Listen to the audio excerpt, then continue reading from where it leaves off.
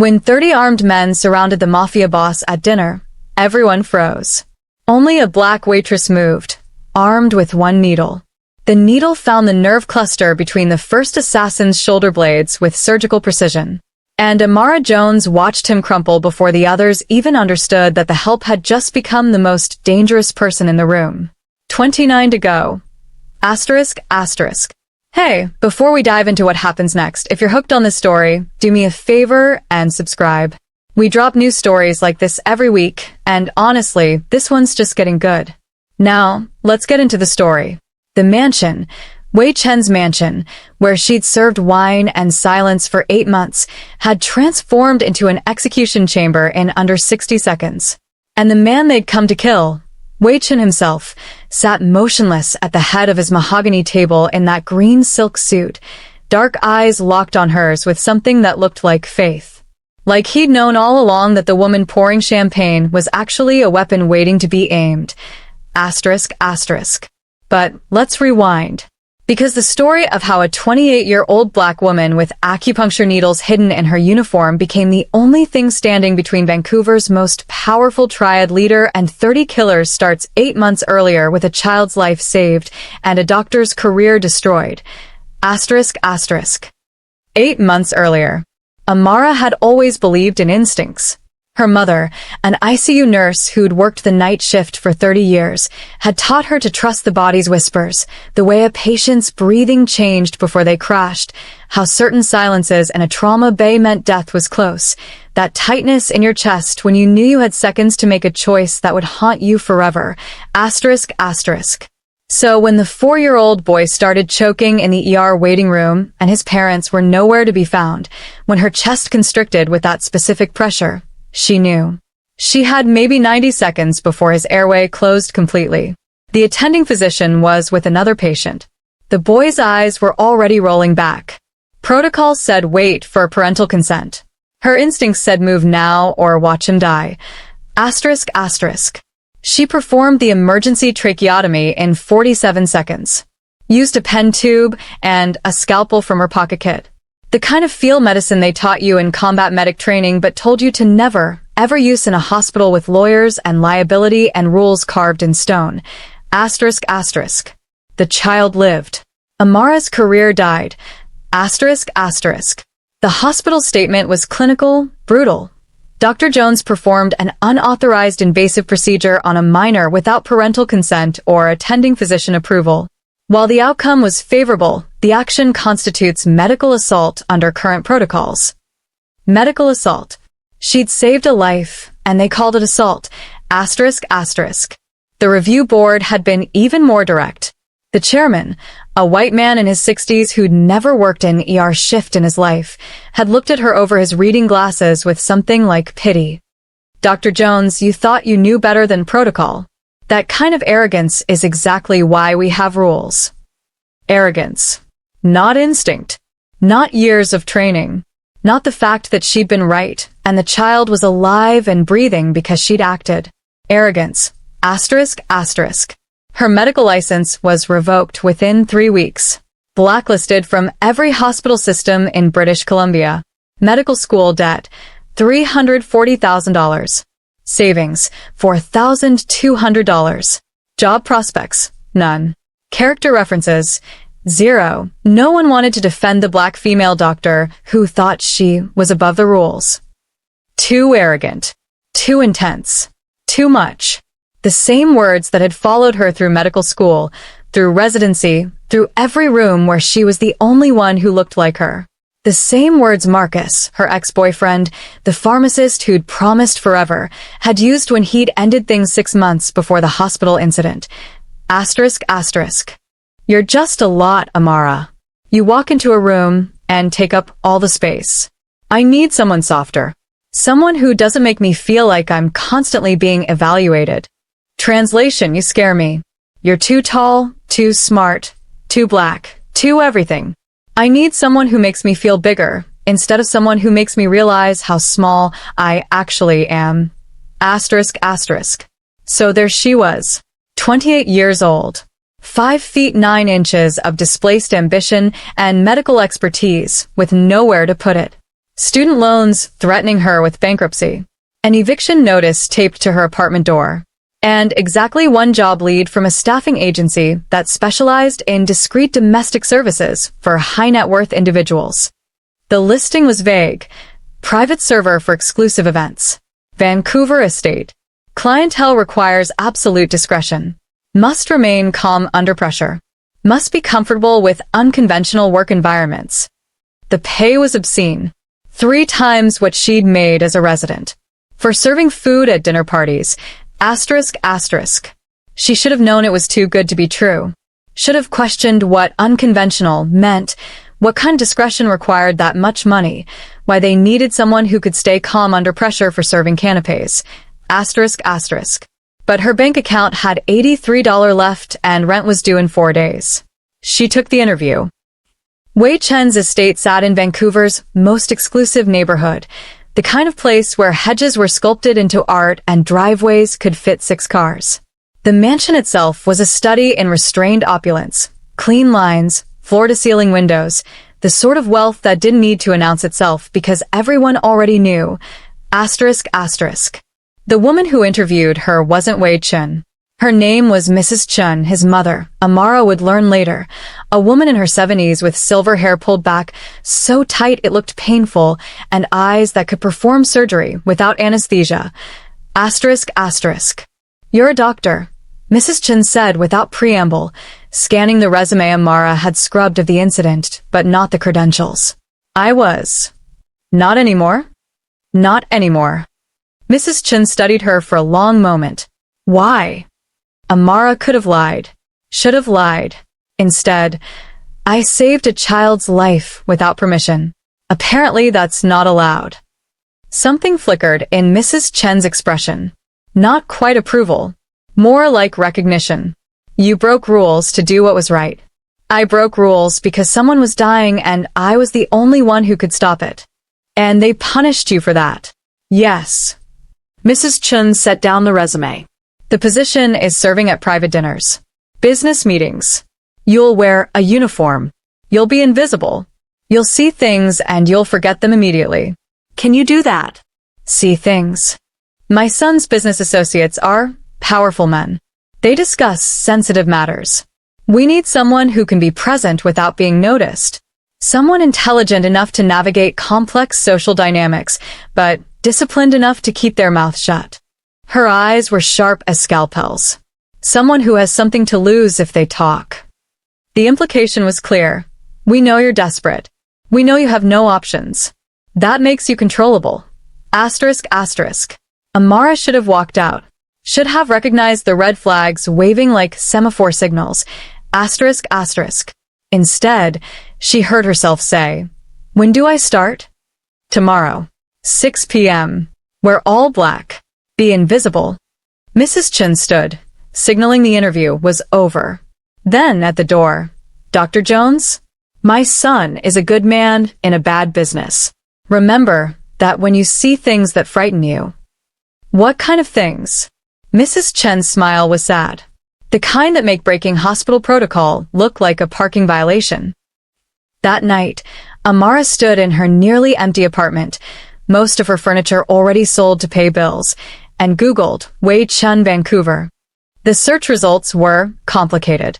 Official records, successful businessman, real estate development, import, export, pharmaceutical investments, philanthropist, major donor to children's hospitals and community centers, ***.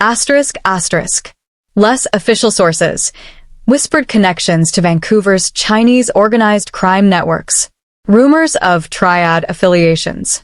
His father, Chen Wei-long, had been a known kingpin before his assassination 15 years ago. Wei had inherited the empire at 19, ***. One Reddit thread from a true crime forum. Wei Chen is untouchable. He's legitimized most of his operations, but everyone knows what he really is. The RCMP has been trying to build a case for a decade. Nothing sticks.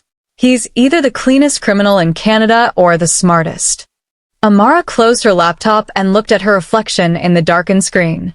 She was about to serve dinner to a mob boss. And the terrifying part wasn't that she was scared. It was that she wasn't. Somewhere in the past 8 months, between losing her career and her identity, and any sense that following rules kept you safe, she'd stopped caring about danger. What was the worst that could happen? She'd already lost everything that mattered. Asterisk, asterisk. Besides, her instincts, the ones that had saved a child and destroyed her life, were utterly silent. No chest tightness. No warning bells. Just a strange, electric curiosity about what happened next. Asterisk, asterisk. Her grandmother's voice in her head, the one she'd inherited from her mother's side, from the women who'd survived impossible things. Asterisk, baby, when you've got nothing left to lose, that's when you're most powerful. That's when you stop playing by their rules and start writing your own. Amara went to bed that night with a mixture of resignation and something that felt dangerously close to anticipation. She had no idea she was about to meet the man who would teach her that her instincts, the ones everyone called arrogance, were actually the most valuable thing she'd ever possessed. And that sometimes the most dangerous person in the room is the one everyone mistakes for the help. The ER had been Amara's temple for 5 years. Vancouver General's Trauma Bay, where she'd earned her reputation as the physician who never panicked, who could intubate in the dark, who read cardiac rhythms like poetry. Dr. Kim, her mentor, a 60-year-old Korean-American woman who'd survived her own medical school hell, had taken Amara under her wing during residency, teaching her not just Western emergency medicine, but the Eastern practices hospitals pretended didn't exist. Acupuncture. Pressure points. The mapping of the human body as both machine and energy system. The body tells you everything if you know how to listen, Dr. Kim had said during their Thursday evening sessions in her clinic, away from the hospital's fluorescent judgment. Western medicine teaches you to intervene. Eastern medicine teaches you to observe first. You need both to be truly dangerous. She'd smiled at the word choice. Dangerous to death, I mean, not to patients. Amara had been dangerous in exactly the right way. 7 commendations in 3 years. The youngest attending physician in the ER. A published researcher. The future everyone said she deserved.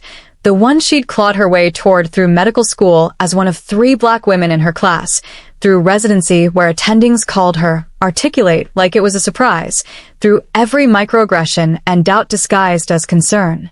Then came the Tuesday that ended everything. The waiting room was chaos, flu season, a car accident, the usual parade of human fragility. Amara was triaging when she saw him. 4 years old, maybe 5, clutching his throat, lips turning blue. His grandmother was screaming in Mandarin. No parents visible. No consent forms. The boy had maybe 90 seconds before his airway closed completely. Protocol. Page the attending, locate family, get verbal consent, prepare the surgical suite. Reality, the attending was in surgery, the family was somewhere in the parking lot, and the child was dying right now in front of 20 witnesses. Amara's training said wait. Her instinct said move. That tightness in her chest, the one her mother had taught her to trust, the one that had saved dozens of patients, was screaming at her that seconds mattered. She made her choice in the space between heartbeats. The emergency tracheotomy took 47 seconds. A pen tube, a scalpel, knowledge, and steady hands. The boy gasped, air flooding back into his lungs. His color returned. The grandmother collapsed in relief. Amara's hands didn't shake until after, when the attending arrived, and his face told her everything about the career she'd just sacrificed. What the hell did you do? Not grateful. Horrified. The review board convened within 72 hours. The hospital's legal team moved even faster. By the end of the week, she was sitting across from 5 administrators who looked at her like she'd committed murder instead of prevented it. Dr. Jones performed an unauthorized invasive procedure on a minor without parental consent. The hospital's chief counsel was reading from prepared remarks. While the outcome was favorable, the action constitutes medical assault under current protocols. Dr. Jones demonstrated a pattern of believing her judgment supersedes established medical ethics. Medical assault. The words had burned like acid. The board chairman, Dr. Morrison, who'd never worked an emergency shift in his 20-year administrative career, had leaned forward with theatrical sympathy. We understand your intentions were good, Dr. Jones. But medicine isn't about intentions. It's about following established protocols that protect both patients and practitioners. Your actions, however well-meaning, suggest a dangerous level of arrogance. Arrogance. That word again. The one that followed ambitious women, tall women, black women who refused to shrink. Not confidence. Not expertise. Arrogance. Her license was revoked. Blacklisted from every hospital network in the province. The medical community that had celebrated her suddenly couldn't forget her fast enough. Even Dr. Kim, who'd called her privately to say, "You did the right thing," couldn't publicly defend her without risking her own position. Marcus had ended things 2 weeks later. "You're just too intense, Samara. Too much. I need someone softer." Translation: I need someone who doesn't make me feel inadequate just by existing. 3 months of job applications. 0 responses. Medical school debt. $340,000. Savings. Evaporating. Then the eviction notice, crisp and official on her apartment door. The staffing agency listing appeared like a lifeline disguised as a noose. Private server for exclusive events. Discretion required. Significant compensation. Mrs. Chen's interview was surgical. You broke rules to save a life. They punished you. Can you be invisible now? Amara looked at the woman across the desk, at the mansion visible through the window, at the last bridge she was about to burn. I'm very good at being invisible now. Good. You start tomorrow. My son's associates are powerful men. You'll see things. You'll forget them. Understood? What kind of things? Mrs. Chen's smile was sharp. The kind that make medical board hearings look like parking violations. Amara accepted the job that afternoon. Went home and Googled Wei Chen. Found the rumors, the whispers, the truth hiding behind legitimate business facades. She was about to serve dinner to Vancouver's most dangerous man. And the terrifying part was how little that frightened her. The uniform was crisp blue and white, designed for invisibility. Amara pinned her hair back, removed her jewelry, became a piece of functional furniture. 6 p.m. sharp, she arrived at the mansion service entrance where 2 other servers, both Asian women who wouldn't meet her eyes, showed her the choreography. Move clockwise. Serve from the left. Clear from the right. Speak only when spoken to. Don't look anyone directly in the face. The dining room could have been photographed for Architectural Digest. Crystal chandeliers refracted light across hand-painted wallpaper. The table seated 20, but only 12 men gathered that night, spread strategically with empty chairs between them like buffer zones. Wealthy Asian businessmen in suits that cost more than Amara's medical school textbooks. 3 Europeans whose expensive cologne couldn't quite mask the violence underneath. All of them exuding the specific confidence of men accustomed to getting exactly what they wanted. Wei Chen sat at the head of the table in a dark suit, younger than she'd expected, maybe 32, with sharp features and watchful eyes that tracked everything. He didn't look like a crime lord. He looked like a CEO, controlled and precise, the kind of man who calculated risk before breathing. The food was obscene. Wagyu beef, Dungeness crab, wine that probably cost 4 figures per bottle. Conversation flowed in Mandarin and English, business jargon mixed with laughter that never quite reached anyone's eyes. Amara moved through the room like a ghost, her ER training activating against her will. She couldn't stop cataloging details. The way every man deferred to Wei, waiting for him to taste each course first. The bulges under suit jackets, guns obviously poorly concealed. The Chinese businessman who kept touching his left ribs, adjusting something. The Russian whose pupils were too dilated, either cocaine or adrenaline. The silent man in the corner who never ate, just watched, earpiece visible if you knew where to look. The shipping containers arrived Tuesday, someone said in English, drawing Amara's attention as she refilled water glasses. Port of Vancouver, berth 7. The merchandise needs to be clean. No complications like last time. Last time was unfortunate. Wei's voice, measured and cold. It won't happen again. I've handled the personnel issue. Handled. The word hung in the air like a threat. Amara's hands stayed steady as she poured, but her mind was racing. This wasn't a business dinner. This was a criminal negotiation, territory and product and money discussed over courses designed by a Michelin-starred chef. She was serving wine to men who trafficked in whatever filled those shipping containers. Drugs, probably. Maybe weapons. Maybe worse. She should leave.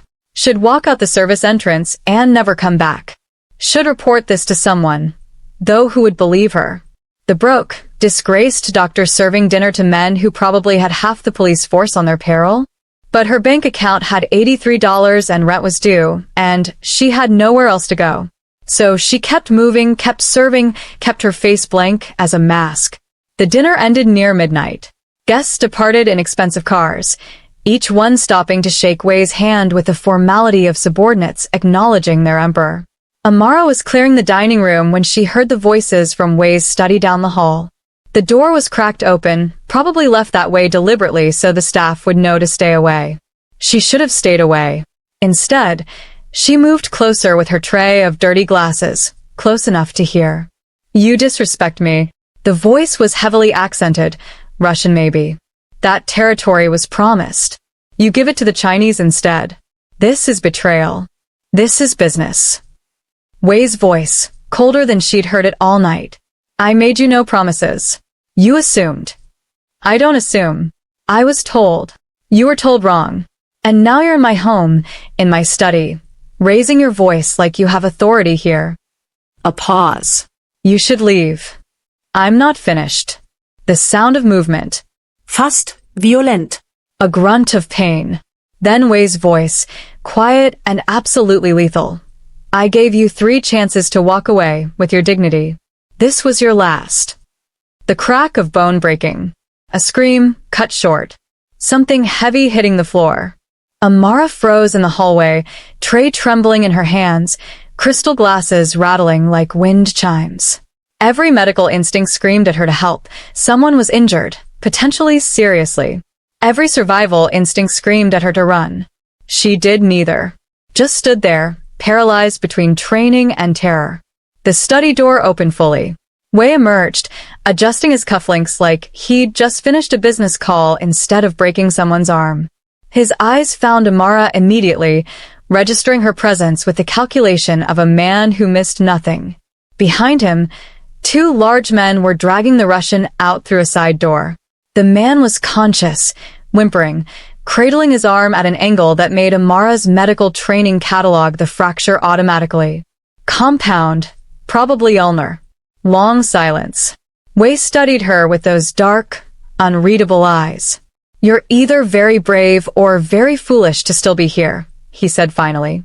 Amara's voice came out steadier than she felt. "I'm neither. Just broke." Something flickered in his expression, almost like respect. "Then we understand each other. You need money. I need someone who can follow instructions and forget what they see." He moved closer, not threatening, just certain. "Can you do that, Dr. Jones?" He knew her name. Her real name, the title she'd lost. Of course he did. Men like Wei Chen didn't hire people without knowing exactly who they were. "I didn't see anything," she said. The lie tasted like survival. Wei's smile was slight, dangerous, and somehow sad. "That's exactly right. Welcome to my employment, Dr. Jones. I think you'll find it very educational." 3 months taught Amara the ecosystem of Wei Chen's empire, the careful choreography of legitimate business bleeding into criminal enterprise. Mornings brought local business owners, restaurant proprietors, real estate developers, shop owners who paid for protection they never explicitly requested. Afternoon sessions featured lawyers and accountants, men in expensive glasses who made money vanish and reappear like stage magic. Evenings belonged to the truly dangerous people, the ones who discussed territories and percentages and consequences in voices that never rose but always threatened. Wei moved through it all like a choreographed performance. Always in control. Always 3 moves ahead, ruthless in negotiation but never unnecessarily cruel. Amara watched him refuse to escalate conflicts when de-escalation served him better, watched him pay fairly when fairness bought loyalty. He wasn't the monster she'd expected. He was something more complicated, a man who'd inherited violence and was trying to refine it into something almost resembling civilization. Her role was simple: serve, observe, disappear. Be furniture with hands. But her medical training wouldn't shut off, couldn't stop cataloging the human details everyone else missed. The Korean businessman who kept touching his left side, adjusting something under his jacket, gun, shoulder holster, recently acquired based on how often he repositioned it. The young associate whose pupils stayed dilated through 3 courses, either cocaine or pure terror, probably both.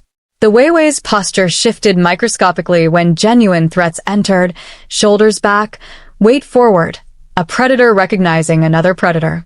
She noticed everything and said nothing, collecting observations like evidence she'd never present. The evening Mr. Huang collapsed, Amara was serving the dessert course. He was mid-sentence, discussing shipping schedules, when his face went gray.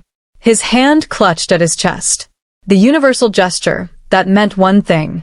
The room erupted into shouting.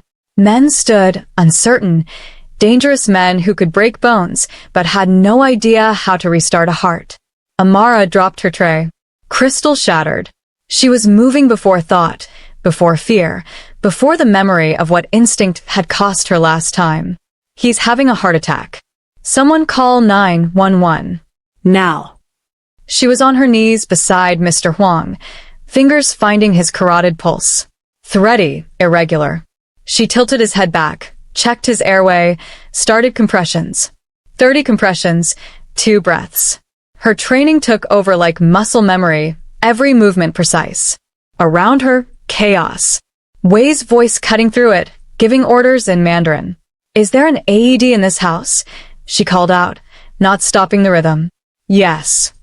Wei's voice close now. 2nd floor, hall closet. Someone ran. Amara kept counting, kept breathing for a man whose name she barely knew, whose business probably involved things that would sicken her. Didn't matter. He was a patient. That was enough. The AED arrived.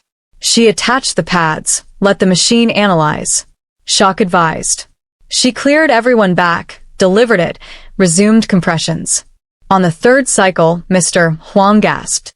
His eyes fluttered. Pulse strengthening. Paramedics arrived 6 minutes later. Wei must have people who could make emergency services move faster. They took over smoothly, professionally, loading Mr. Huang onto a gurney. One of them nodded to Amara with the recognition of someone who knew exactly what she'd done. Good work, Doc. Then they were gone, and the dining room was empty except for broken crystal and Amara's shaking hands. Wei approached slowly, like she might spook. You're not just a server. What are you? Amara stayed on her knees, staring at the floor. I was a doctor. Before. Before what? Before I trusted my instincts and lost everything. Silence.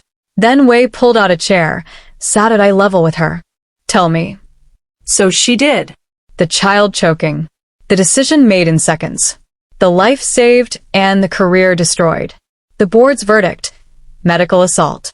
The word arrogance used like a weapon. Everything she'd lost for doing exactly what she'd been trained to do.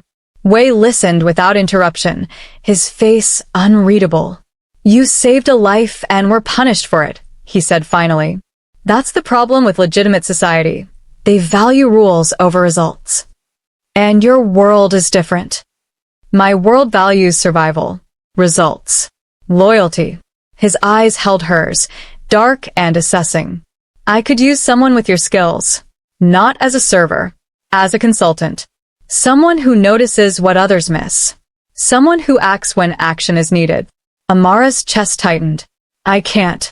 I already broke the rules once. Look where it got me. You broke their rules and saved a life. Here, you'd break different rules and save different lives. But the principle is the same. Trust your instincts. He stood, placed a business card on the table. Think about it. But Amara, you're already in this world. You've been watching for 3 months. You know what I am. The question is, what are you going to do with that knowledge? He left her alone in the mansion, surrounded by the wreckage of dinner service and her own carefully constructed invisibility. Amara picked up the card. looked at her reflection in the darkened windows, still in her blue and white uniform, still playing the role of furniture. But her hands had just saved a life again. And for the first time in months, she'd felt like herself. 1 week. That's how long Amara lasted before calling the number on Wei's card. Not because she'd convinced herself it was the right choice, but because she'd finally admitted there were no right choices left, only different versions of survival. Her new role came with a title that meant nothing and everything: executive assistant. She attended meetings positioned slightly behind Wei's right shoulder, tablet in hand, stylus poised like she was taking notes. In reality, she was doing what her ER training had taught her, reading the room for signs of distress, cataloging threats, watching for the moment before everything went wrong. The meeting with the Russian syndicate was scheduled for a Thursday afternoon. 3 representatives arrived in black SUVs, their leader a man named Volkov, who smiled with too many teeth and eyes that stayed cold. They wanted territory renegotiation, Wei's ports, Wei's distribution channels, a larger percentage of profits. Their tone suggested the request wasn't really a request. "You're expanding too fast, Chen," Volkov said in heavily accented English. "You need partners. Protection. We're offering both." Wei's response was diplomatic steel. "I appreciate the offer, but I'm quite comfortable with my current arrangements." Comfort can be temporary. The temperature in the room dropped 10 degrees. Tea service interrupted the tension. A young male server Amara didn't recognize, probably borrowed from the catering company Wei used for larger events. He moved efficiently, placing cups and saucers with practiced ease. But Amara noticed the hesitation before he set down Wei's cup, the fractional tremor in his hand, the way his eyes didn't quite meet anyone's face. Her medical training activated like an alarm system. Something wrong, but what? The server retreated. Wei reached for his tea, still talking about territory agreements and mutual respect. His fingers closed around the delicate handle. Then Amara smelled it. Faint, almost imperceptible beneath the jasmine tea fragrance. Sweet and bitter at once, like crushed almonds. Cyanide. Her body moved before her mind finished processing. She lunged forward, hand striking Wei's cup just as he began to lift it. Porcelain shattered against the mahogany table, tea splashing across documents, worth more than her student debt. Silence. Absolute, dangerous silence. Wei looked at her, then at the spreading pool of liquid, his expression unreadable. The Russians were already standing, hands moving toward jackets. Wei's security materialized from the corners of the room, weapons drawn. Volkov's voice cut through the tension. "What is this disrespect? You bring us here in good faith and then—" "That tea smells like bitter almonds," Amara interrupted, her voice steady despite her racing heart. "Cyanide poisoning. Someone just tried to kill him." Wei's eyes locked on hers for 1 beat. 2. Then, test it. Now. Security moved with practiced efficiency. The server tried to run and made it exactly 3 steps before 2 of Wei's men had him on the ground. The spilled tea was collected for analysis. Within 10 minutes, the portable testing kit confirmed what Amara's nose had detected. Potassium cyanide, enough to kill within minutes. The server confessed under questioning, paid $10,000 by someone claiming to represent the Russian delegation. Account numbers, communication records, all pointing east. Volkov's face went from angry to calculating to genuinely alarmed. This wasn't us. Someone is trying to start a war between our organizations. Someone succeeded in trying to kill me, Wei corrected coldly. Get out. We'll discuss this again when I've identified who actually wants me dead. The Russians left quickly, tension vibrating in their wake. The room emptied until only Wei and Amara remained in his private study, surrounded by the wreckage of the meeting and her second life-saving instinct. Wei poured 2 glasses of wine, after checking them both himself with almost theatrical care, and handed one to Amara.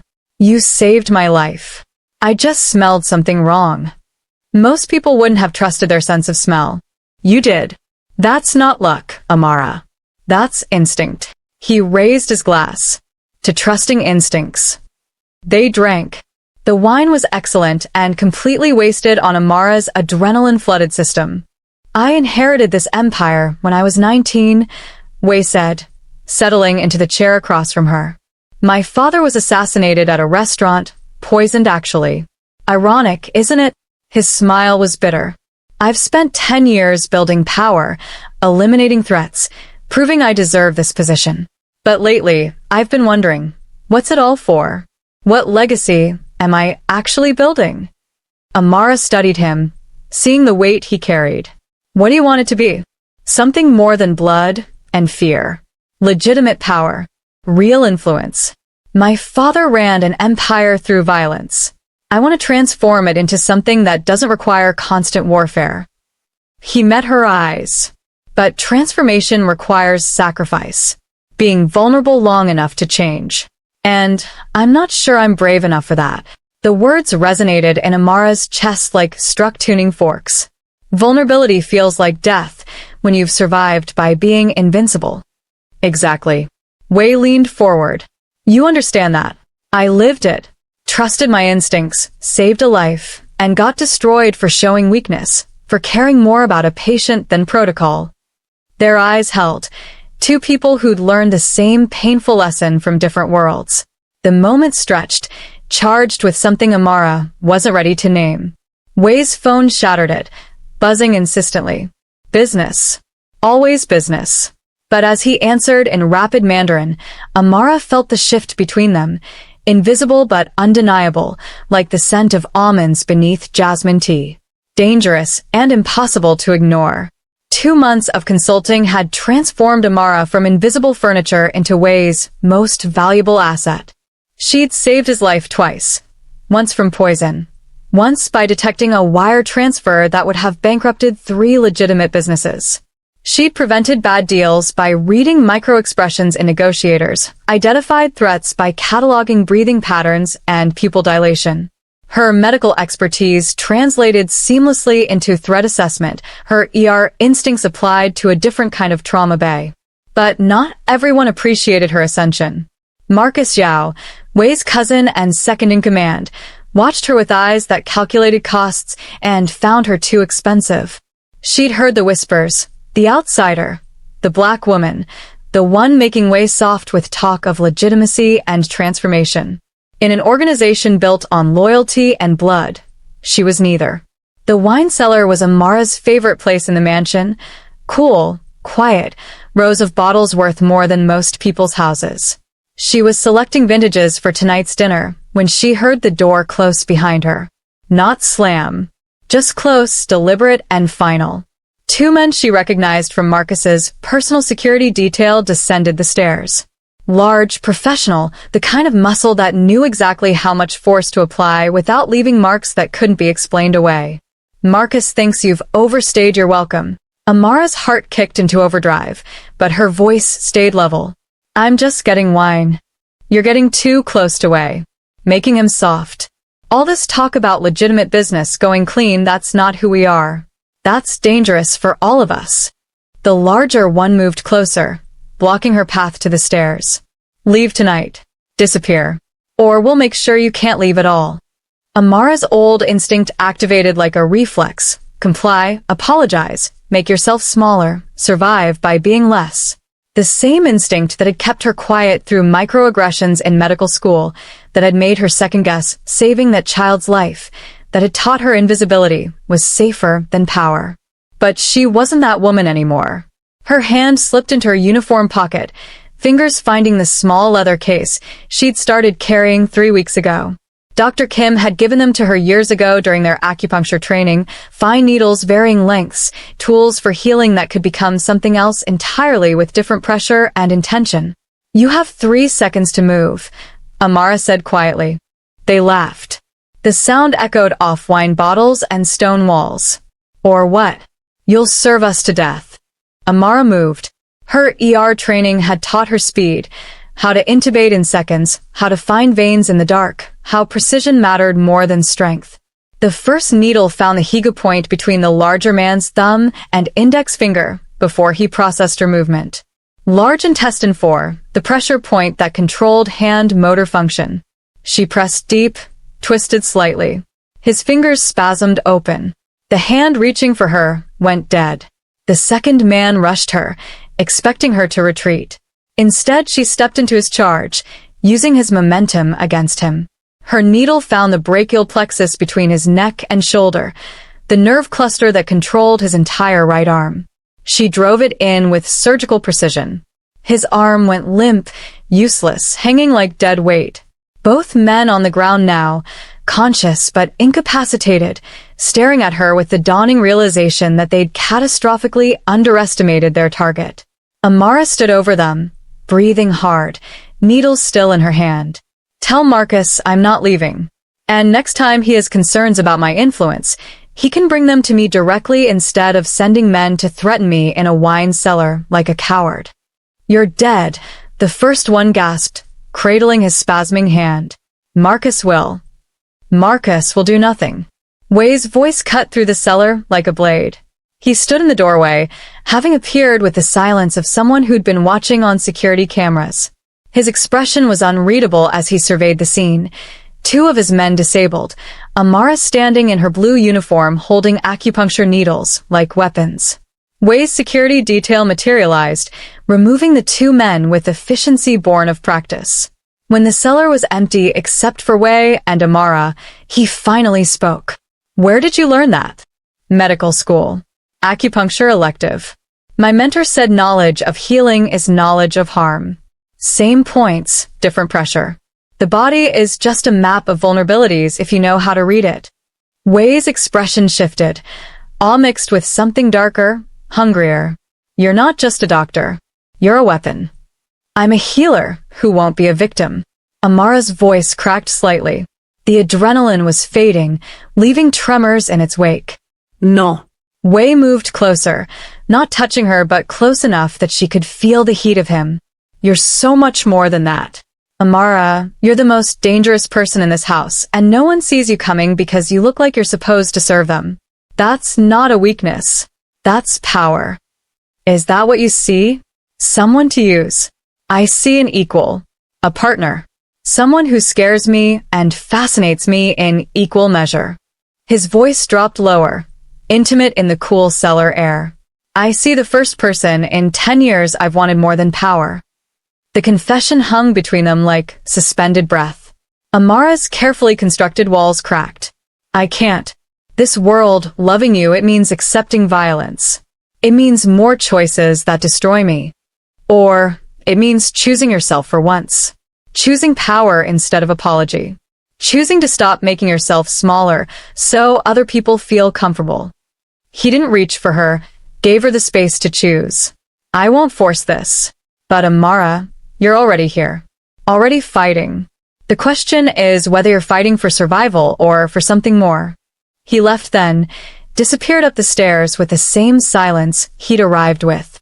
Amara sank onto a wine crate, surrounded by bottles worth fortunes and her own shaking hands. Two men lay incapacitated because of her knowledge, her precision, her refusal to be intimidated. And the terrifying realization, she'd felt more alive in those 30 seconds of violence than she had in the entire year since losing her medical license. The needles in her hand caught the dim light. Tools for healing. Tools for harm. The same knowledge, different intentions. Just like her. Marcus Zhao's rage was the cold, calculated kind, the dangerous type that planned rather than exploded. His men had returned from the wine cellar humiliated, temporarily disabled by a woman with needles, and Marcus understood immediately what it meant. Wei was changing, Softening. all because of her. The meeting with the Brotherhood happened in a warehouse near the port, representatives from 6 rival organizations united by one common interest, Wei Chen's territory. Russians, Italians, other Chinese factions who'd been waiting for weakness. "Wei is losing his edge," Marcus said, his voice steady with manufactured concern. "This woman, this outsider, she's making him talk about legitimacy. Transformation. Going clean. He's abandoning everything my uncle built." The Russian delegate, Volkov, leaned forward. "Then we remove him. You take control. Return things to proper order. Everyone wins." Marcus pretended to hesitate, playing the reluctant traitor perfectly. He's my cousin. My blood. Blood that's being poisoned by an outsider, the Italian representative added. You'd be saving him from himself. By the end of the meeting, Marcus had agreed to provide security codes, Wai's schedule, access points to the mansion. The Brotherhood would handle the rest. A peace summit, they'd call it. All the major players at Wai's estate to negotiate new terms. And Wai, ever the strategist, would never refuse such a meeting. He'd walk right into his own execution. Meanwhile, Amara's relationship with Wai had crossed every line she'd sworn not to cross. Late nights in his study became routine, not discussing business, but something more dangerous. Dreams. Futures. Lives beyond violence. Wai spread blueprints across his desk one night, legitimate business plans that looked nothing like criminal enterprise. Real estate development. Tech investments. Pharmaceutical distribution. Legal pharmaceutical distribution. In 5 years, I can be completely clean. And the people who depend on your current empire? Amara asked, studying the documents. The ones whose livelihoods come from less legal channels? They come with me.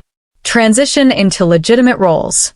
I can offer jobs, opportunities, protection, all of it without bloodshed. He looked at her. You really think that's naive, don't you? I think it's incredibly brave. She met his eyes. But do you really believe it's possible? I have to. Because the alternative is dying in a war that never ends, just like my father. Wai took her hand. The gesture still knew enough to make her breath catch. You showed me transformation is possible. You went from doctor to survivor to warrior. You reinvented yourself completely. If you can do that, why can't I? Amara's carefully maintained walls finally crumbled. Because I'm terrified. Of this feeling. Of you. Of losing you to this world that takes everything. I'm terrified too. Wai's thumb traced circles on her palm. But I'd rather be terrified with you than alone in safety. I'd rather risk everything for something real than spend another decade surviving without actually living. The kiss was inevitable, desperate and consuming, months of tension finally breaking. They made it to the couch in his study, then later to his bedroom, crossing the final boundary between professional and personal, between protective and possessive, between two people surviving separately and two people choosing to risk everything together. That night changed everything. Morning arrived too soon, bringing Wai's head of security with disturbing news. Sir, we've detected unusual communications. Encrypted channels, irregular patterns. Someone inside is leaking information. The security logs painted a damning picture. Access codes checked when they shouldn't be, schedule requests that made no operational sense, communication with known rival organizations. The pattern pointed in one direction. Marcus. Wai's devastation was quiet, controlled, but Amara saw it in the way his shoulders dropped, the way his jaw tightened. My cousin. My blood. Family betrays hardest because they know exactly where you're vulnerable, Amara said softly, taking his hand. Wai had a choice, confront Marcus directly or play ignorant and catch him in the act. They chose the trap. Let Marcus think his plan was working. Let the Brotherhood believe Wai was walking blind into their summit. The formal invitation arrived 2 days later. A peace summit, all major organizations represented, at Wai's estate. Neutral ground for negotiating new territorial agreements. It's an assassination attempt, Amara said, reading the proposal. Don't go. If I don't, I look weak. The empire collapses. Everything I've built, everyone who depends on me gone. Then I'm coming with you. Amara, if this goes wrong, they'll kill everyone in that room. Then I'll make sure it doesn't go wrong. She held his face, forcing him to see her determination. You've protected me. You've given me back my power, my purpose, my sense of self. Now let me protect you. Wai searched her eyes, seeing something that made him both terrified and hopeful. You follow my lead. If I say run, you run. Promise me. Amara smiled, fierce and uncompromising. No promises. But I'll wear my uniform. They'll never see me coming. Wai pulled her close, understanding that he was either about to win everything or lose it all, and that the woman in his arms was the reason both outcomes felt worth the risk. The estate transformed into a fortress in 48 hours.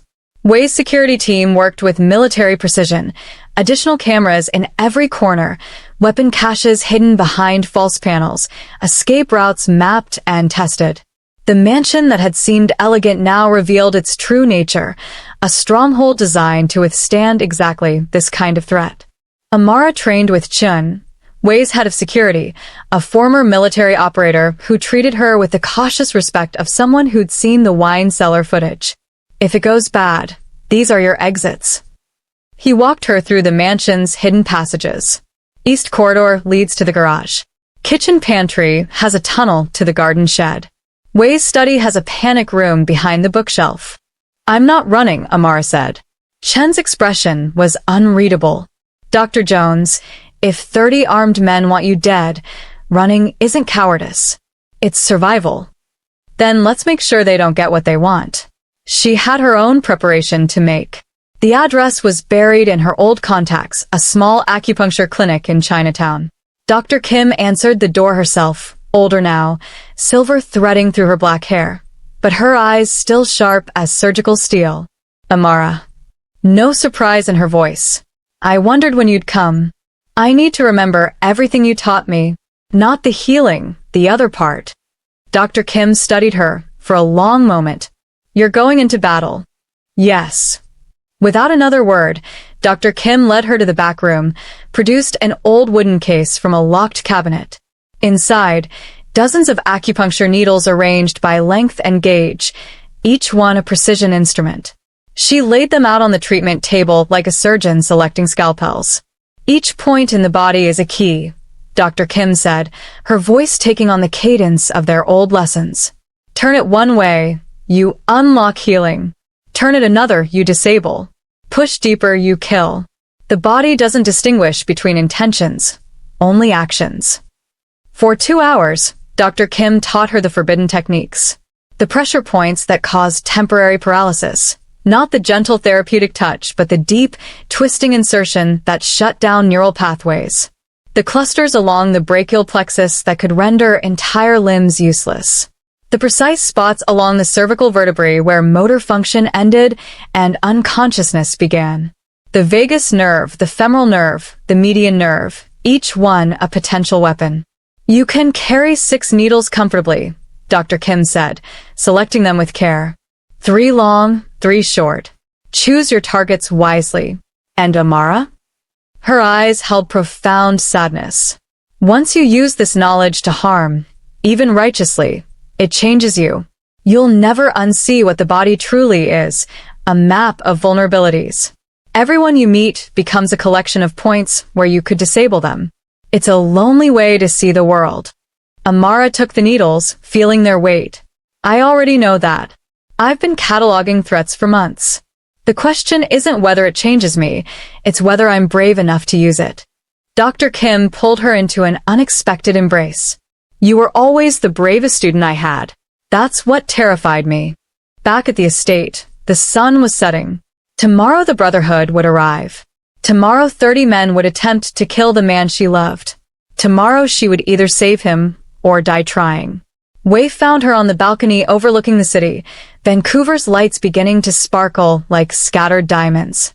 He wrapped his arms around her from behind, and they stood in silence, feeling the weight of what was coming. If tomorrow goes wrong, he began. It won't, but if it does. His voice was rough. I want you to know that meeting you saved me. Not from death. I've been surviving death threats for a decade. You saved me from becoming a man I'd hate. From living a life that was only about power and control and fear. You gave me a reason to build something better. To want something more. Amara turned in his arms, placed her hand over his heart. Don't say goodbye. Say, see you after. Wei's smile was tender and heartbreaking. See you after. They made love that night with the desperation of people who knew tomorrow might steal everything. Slow and fierce, memorizing each other, anchoring themselves to this moment before chaos arrived. Wei whispered promises in Mandarin that Amara didn't understand but felt in her bones. She traced every scar on his body, particularly the ones on his back from his father's assassination attempt, the moment that had shaped him into the man he'd become. Afterward, while Wei slept fitfully beside her, Amara lay awake staring at the ceiling. She thought about her own scars, the invisible ones from losing her career, her identity, her sense of self. The scar from Marcus calling her too intense. The scar from the hospital board calling her arrogant. The scar from every time she'd made herself smaller to make others comfortable. Tomorrow, those scars would either define her or she'd transcend them. She rose quietly, retrieved the wooden case Dr. Kim had given her. 6 needles, each one placed with care into hidden pockets in her blue uniform. 3 along the waistband, 2 in the collar, 1 in the hem.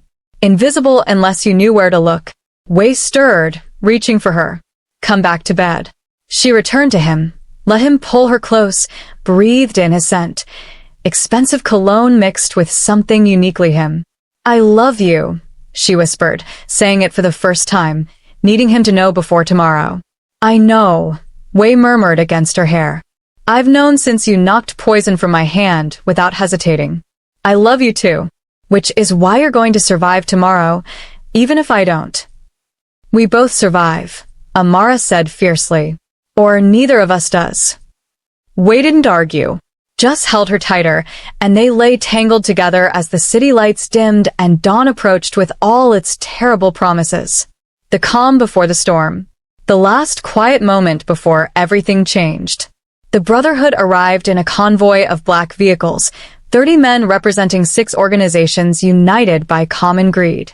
Russians, Italians, Japanese Yakuza, rival Chinese factions, all armed, all dangerous, all pretending this was a legitimate peace summit instead of orchestrated murder. The dining room had been prepared for execution disguised as negotiation. Crystal chandeliers cast elegant light across the enormous mahogany table. 17 courses waited in the kitchen. Wine worth thousands per bottle. The opulence of civilization barely concealing the promise of violence. Wei sat at the head of the table in his green silk suit, perfectly tailored, perfectly calm. He looked like a CEO about to discuss quarterly earnings, not a man facing his own assassination. 8 of his bodyguards positioned strategically around the room, Chen near the door, others by the windows. Outnumbered nearly 4 to 1. Amara moved among the staff in her blue and white uniform, invisible as always, serving wine with steady hands while her medical training catalogued threats with clinical precision. The Russian delegate with his hand perpetually in his jacket, gun, right side, probably a Makarov based on the bulge. The Italian whose respiration was elevated, pupils dilated, adrenaline flooding his system, ready to move. The Japanese Yakuza representative checking his watch every 90 seconds, synchronized attack, waiting for a signal. All 30 men wore earpieces. Coordinated communication. She caught Wei's eye as she poured his wine, gave the slightest nod. I see it. His expression didn't change, but something flickered in his eyes. Trust. Marcus Zhao sat at Wei's right hand, playing the loyal cousin perfectly. He raised his glass for a toast. To productive negotiations and mutual prosperity. The Brotherhood spokesman, Volkov, the Russian, smiled with too many teeth. Mr. Chen, we've come with a generous offer. Retire peacefully. Transfer your operations to our collective management. We'll ensure your safety, your wealth, your comfortable anonymity. And if I refuse? Wei's voice was conversational, almost curious. Then we take what we want. Starting now.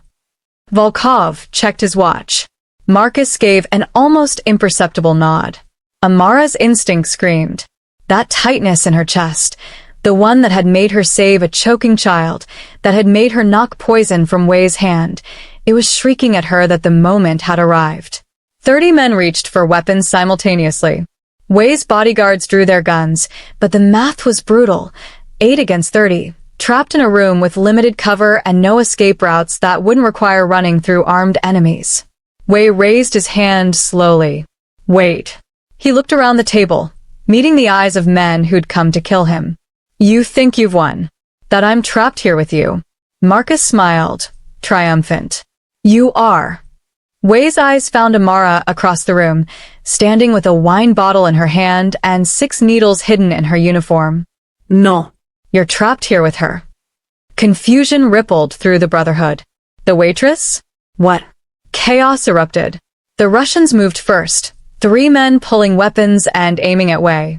Amara dropped her tray, crystal shattering like a starting gun, and her first needle was already flying. It hit the lead Russian's hand, Higu point between thumb and forefinger, precise and devastating. His gun clattered to the marble floor, fingers spasming uselessly. While everyone was processing what had happened, she was already moving. Second needle found the Italian lunging toward Wei, cervical plexus between neck and shoulder. He collapsed mid-stride, his entire right side going dead. The room realized. The waitress was the weapon. Gunfire erupted. Wei's bodyguards engaged, creating chaos that Amara used like cover. She moved through the violence like a dancer, each step calculated, each strike surgical. Third needle to a Yakuza member's brachial plexus, arm paralysis, his weapon falling. Fourth needle to another Russian's femoral nerve, leg collapse, taking him out of the fight. Fifth needle to the median nerve of a man reaching for Marcus, hand spasm, gun dropping. 6 needles carried, but she retrieved them from fallen enemies, reusing them with the efficiency of someone who'd spent years in emergency rooms where resources were limited and precision was everything. The Brotherhood's numerical advantage disappeared as members dropped one by one, conscious but disabled, taken out by a woman they dismissed as furniture. Amara was invisible until she struck, her blue uniform camouflaged until it wasn't, until it marked her as death in server's clothing. Marcus watched his plan crumbling, rage contorting his face. He grabbed a gun from a fallen associate, aimed it at Wei's head. Wei was engaged with 2 attackers, didn't see the threat. Amara was across the room, no needles left, only her body and her knowledge and her love. She ran. Not away, toward Marcus, toward the gun, toward certain death if she miscalculated by even an inch. The gun fired as she tackled him. The bullet grazed Wei's shoulder, drawing blood but not killing. They hit the ground hard, Marcus's superior weight pinning her immediately. You stupid bitch, he snarled, hand closing around her throat. You ruined everything. Amara's vision started to narrow, oxygen cut off, but her hand found something, broken crystal from the shattered chandelier. Her fingers closed around it. No, she gasped. You did. Wei was changing, becoming something better. You just couldn't see past your ambition. She drove the crystal shard into his hand, echoing her first needle strike months ago in the wine cellar. Marcus screamed, releasing her throat. Wei's men were there instantly, subduing him, dragging him away. The fight ended as abruptly as it began. The Brotherhood lay defeated, most unconscious, others incapacitated, all disarmed. Wei stood bleeding from his shoulder but alive. The mansion was destroyed, broken glass, overturned furniture, bullet holes in priceless wallpaper. Bodies everywhere, though Amara's precision had meant most were merely disabled, not dead. Silence fell, broken only by ragged breathing and distant sirens. Wei found Amara standing in the center of the carnage, her blue uniform torn and stained with blood, some hers, mostly not. She was shaking, adrenaline finally crashing, but still on her feet. You saved me. Again. You saved me first. Her voice was rough. Gave me a reason to trust myself. They embraced among the ruins, 2 people who'd survived the impossible. Police sirens grew louder. We need to leave. Now, Wei said. My lawyers will handle this, but we can't be here when they arrive. Together? Always. The world moved on quickly after the massacre, as it always does. While Wei's lawyers negotiated with the police, spinning careful narratives about home invasions and self-defense, about a legitimate businessman targeted by organized crime, Wei and Amara disappeared. They surfaced 3 months later in Hong Kong, and by then the official story had solidified. The Brotherhood had attempted a robbery, Wei's security team had defended the property, and Marcus Zhao now sat in prison for conspiracy and attempted murder. Strangely, Wei's reputation had improved. The businessman who survived 30 assassins, the headlines called him, and people who'd once whispered about his connections now saw only his survival. But survival wasn't enough for Wei anymore. At an emergency meeting with his remaining loyal people, he said the words Amara had been waiting to hear. "We're going clean. Immediately. Anyone who wants out, leave now with money and safety. Anyone who stays, we build something new." 80% chose to stay. The transformation was painful, expensive, and dangerous. Illegal gambling became legitimate casinos, protection rackets became private security firms, money laundering became investment banking. But it was possible. It was happening. Amara created the medical arm. The Chinjones Medical Initiative opened free clinics in underserved communities, staffed by former criminals being given second chances, combining Western and Eastern medicine the way her training always had. When Wei's lawyers quietly exposed the hospital's negligence culture, the very thing she'd been punished for reporting, her medical license was reinstated. But she didn't return to traditional medicine. "I'm more useful here," she told Wei, building something new. 1 year after the siege, Wei found her in the garden where they used to talk. The estate had been renovated, transformed, made beautiful again. "I have something for you," he said, and when he knelt, Amara's breath caught. "A year ago, you saved my life with a needle and changed it with your courage. You showed me that power isn't about control, it's about purpose. That strength isn't hiding from vulnerability, it's embracing it." He opened a ring box. "Amara Jones, former doctor, survivor, the most dangerous woman I've ever known. Will you marry me and build this impossible, beautiful life together?" She pulled him to his feet. Yes. But on one condition. His eyes searched hers. "We do this as equals. No more boss and consultant. No more protector and protected. Partners in everything." He smiled. "I wouldn't want it any other way." The ring he slid onto her finger was simple, a blue stone like her uniform, green jade like his suit that night. They kissed as the sun set, and everything that had been broken began to feel whole. 6 months later, they married in the restored mansion, in the exact dining room where she'd saved his life. The chairs and table had been replaced, but the energy remained, a reminder that they'd survived. Amara wore a custom dress merging African patterns with Chinese silk in blue and green. Wei wore green silk with a blue pocket square. The ceremony blended traditions, and when they exchanged vows, Amara promised to trust her instincts, to never make herself small, to heal where she could and fight when she must, to love him with the same fierceness that had saved his life. Wei promised to honor her strength, to build a world worthy of her courage, to love her with the same faith she'd shown when she stepped forward with a single needle and changed everything. At midnight, they slipped away to the balcony. "Do you ever regret it?" Wei asked, looking out over the city lights. "Choosing this life?" Amara considered. "I regret the pain it cost. But choosing you? Trusting myself? Never." He smiled. "Even though you'll always be known as the woman who fought 30 assassins with a needle?" She laughed. "Especially because of that. They saw a waitress. They should have seen a doctor, a warrior, a woman who'd already lost everything and had nothing left to fear." He pulled her close. "I saw all of that from the first day." Months later, at a new clinic opening, Amara taught a self-defense class. Afterward, a teenage girl asked if the story was true. Amara considered her answer carefully. "The true story isn't about the fight. It's about the choice. I could have stayed invisible, stayed safe, stayed broken. Or I could trust that the same instincts that destroyed my old life could build a new one. That's the real story, choosing yourself, even when it's terrifying." The girl smiled and returned to practice.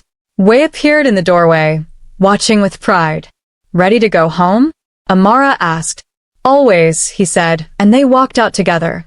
Equals, partners, survivors who'd become something more. Enjoyed the story? Subscribe. We've got dozens more about impossible choices, moral complexity, and the messy reality of being human. Don't miss the next one. Click below, and I'll see you soon.